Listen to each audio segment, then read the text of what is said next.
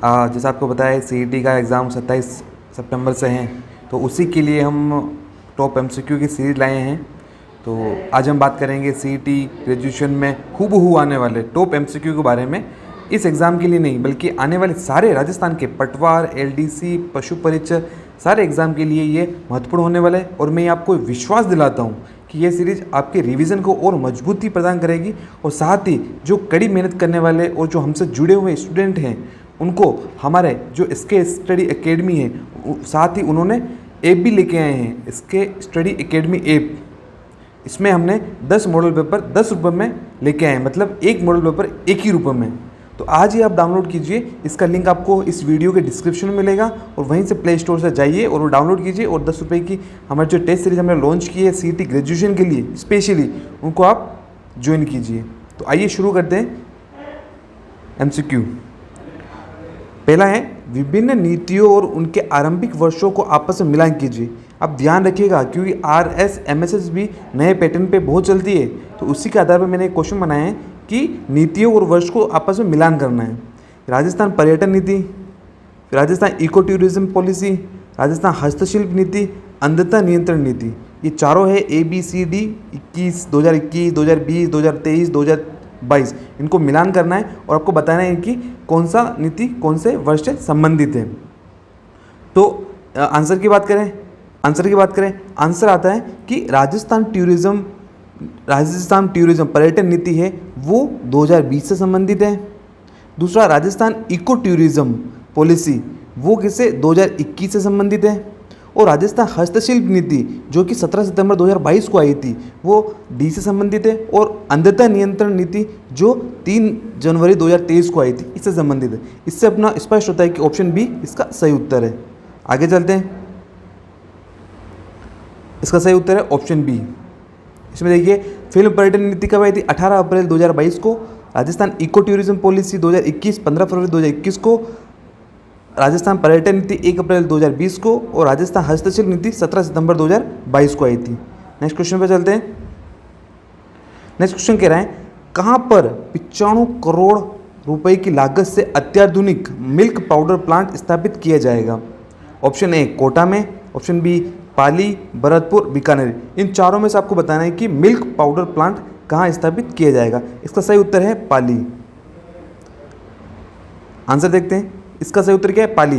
पाली में metric ton क्षमता का 95 करोड़ रुपए की लागत से अत्याधुनिक मिल्क पाउडर प्लांट स्थापित किया जाएगा।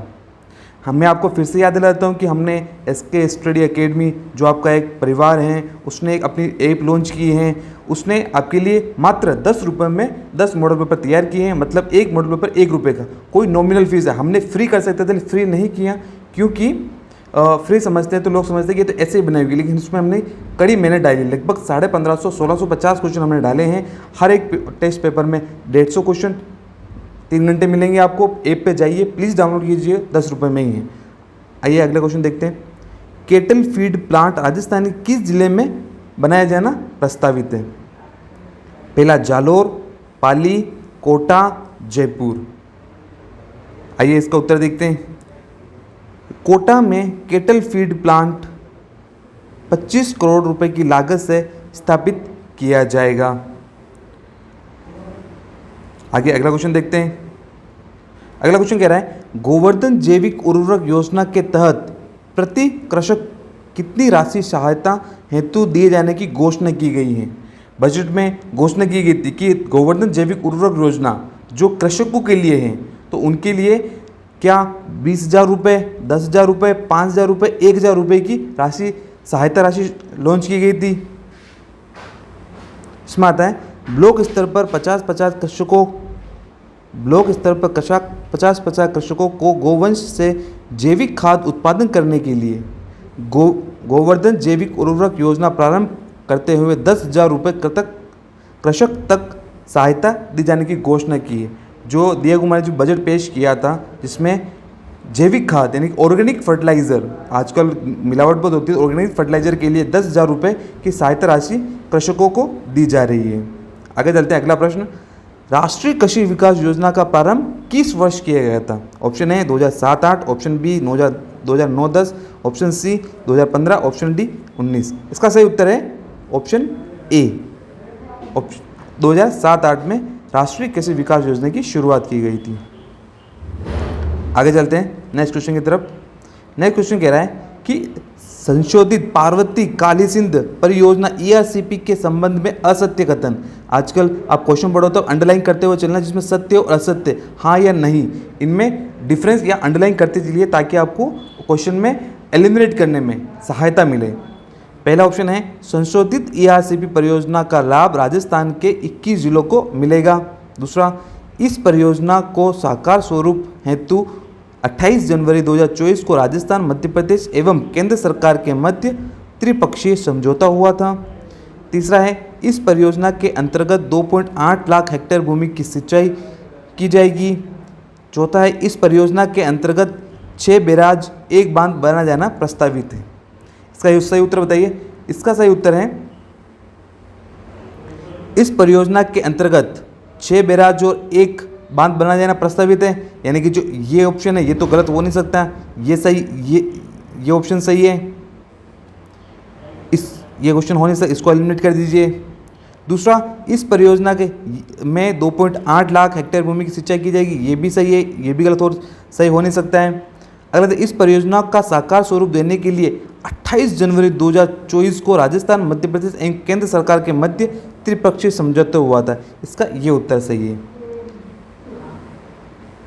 इसी के अब देखिए, इसी के अंदर मैंने व्याख्या में अलग से इन्फॉर्मेशन दी है, आपको जुड़ी इन्फॉर्मेशन है इससे संबंधित कि राजस्थान में 5 बैराज और 1 बांध का निर्माण भी इसी योजना के तहत ERCP eastern river canal project पूर्वी नदी नहर परियोजना के तहत 6 बांध बनाए जा रहे हैं। रामगढ़ बैराज कहाँ पर कुल नदी पर है, 12 में महलपुर, पार्वती नदी 12 में, नवनेरा, काली सिंध नदी कोटा में, मेज नदी बूंदी में, राठौड़, बनास नदी सवाई माधोपुर और डूंगरी बांध जो कि बनास नदी पे है, कहाँ पर स्थित है वो सवाई माधोपुर में। आइए नेक्स्ट क्वेश्चन की तरफ चलते हैं। राजस्थान में नवीन बायोलॉजिकल पार्क की स्थापना कहाँ किया जाएगा? बजट के अनुसार, बजट 24-25 जो दिया कुमारी जी उप मुख्यमंत्री माननीय दिया कुमारी जी ने पेश किया था, उसमें नवीन बायोलॉजिकल पार्क की घोषणा की थी। वो कहाँ की गई थी? भरतपुर, अलवर, खेरतल, फलोदी। इसका सही उत्तर बताइए आप। इसका सही उत्तर है अलवर। अलवर के अंदर बायोलॉजिकल पार्क की स्थापना 25 करोड़ रुपए की लागत से की थी।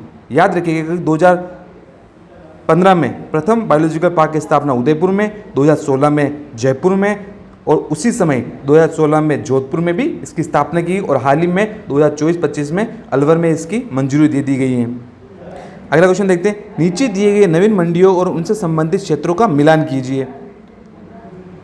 फूल मंडी, गाजर मंडी, लहसुन मंडी, जीरा मंडी। मुझे पता है कि जीरा मंडी है वो झालावाड़ से संबंधित है। मुझे पता है कि लहसुन मंडी है या गाजर मंडी है वो जैसलमेर से संबंधित है।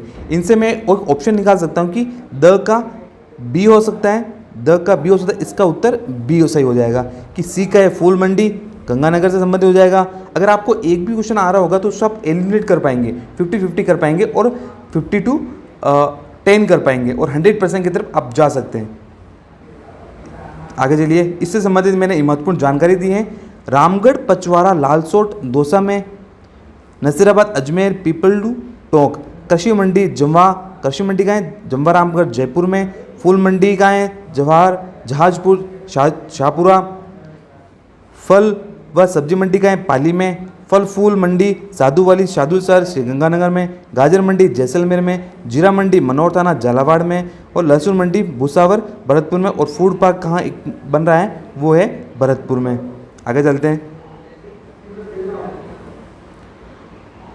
अगला प्रश्न कह रहा है कि शहरों में वायु की गुणवत्ता के पर्यवेक्षण हेतु अर्ली वार्निंग सिस्टम कहाँ विकसित किए जाएंगे? पहला है जोधपुर फलोदी, दूसरा कोटा बूंदी, तीसरा भरतपुर खेरतल, चौथा अलवर भिवाड़ी। इसका सही उत्तर है अलवर भिवाड़ी, क्योंकि जो इंडस्ट्रियल एरिया राजस्थान का सर्वाधिक है वो उत्तर पूर्वी की तरफ है और उत्तर पूर्वी की तरफ अलवर भिवाड़ी क्षेत्र आते हैं, तो वहाँ पर अर्ली वार्निंग सिस्टम यानी वायु में गुणवत्ता सुधार, हाल ही में जो राष्ट्रीय इंटरनेशनल जो सर्वे हुआ था उसमें जो राजस्थान के शहर है अलवर भिवाड़ी, और अलवर में भिवाड़ी महत्वपूर्ण था जिसने वायु प्रदूषण की वहाँ की क्वालिटी बहुत ख़राब हुई थी, इसलिए वहाँ पर अर्ली वार्निंग सिस्टम विकसित किए जा रहे हैं, जो कि बजट में इसकी घोषणा की गई थी।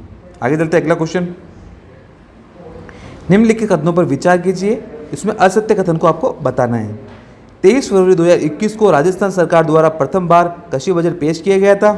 दूसरा, बजट 2024 में कृषि और पशुपालन क्षेत्र में डबलिंग फार्मर इनकम का लक्ष्य रखा गया था। तीसरा, राजस्थान के समस्त जिलों में सिंचाई सुविधाएं हेतु राजस्थान सिंचाई जल ग्रिड मिशन प्रारंभ किया गया था। चौथा, राष्ट्रीय चंबल घड़ियाल अभियान कोटा को इको सेंसिटिव ESZ कहते हैं उसे के रूप में विकसित किया जा रहा है। इसमें अपन को असत्य बताना, जल्दी से इसका उत्तर बताइएगा। और मैं आपको वापस याद दिला देता हूँ कि हमारी जो SK एकेडमी यूट्यूब की टीम है इसने ऐप पर भी शिफ्ट हो गई है, वहाँ पर आपको 10 रुपये में 10 मॉडल पेपर लेके आइए, तो आप वो परचेज जरूर कीजिएगा। तो इसका सही उत्तर है ए, कि जब गहलोत सरकार ने प्रथम बार कृषि बजट पेश किया था तब 23 फरवरी 2022 को प्रथम कृषि बजट पेश किया था।